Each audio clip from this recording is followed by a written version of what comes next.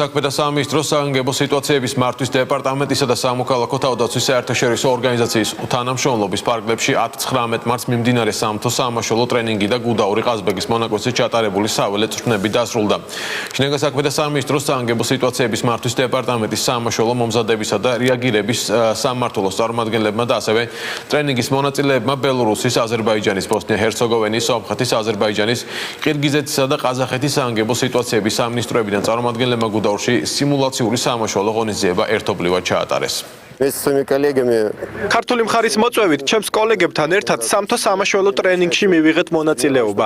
ტრენინგი კარგად იყო ორგანიზებული, ინსტრუქტორებმა მომზადების მაღალი დონე და პროფესიონალიზმი გვაჩვენეს.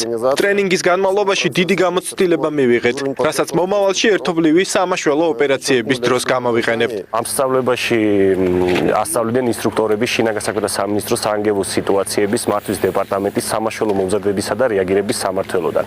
ჩვენ გაუზიარეთ ჩვენი ცოდნა, მათგანაც მივიღეთ რაღაც ცოდნა და ჩვენ მივიღეთ გამოცდილება მომავალში თუ როგორ შეიძლება გავაუმჯობესოთ ეს ტრეინინგი უფრო ხარისხიანი და უფრო წარმატებული რო იყოს.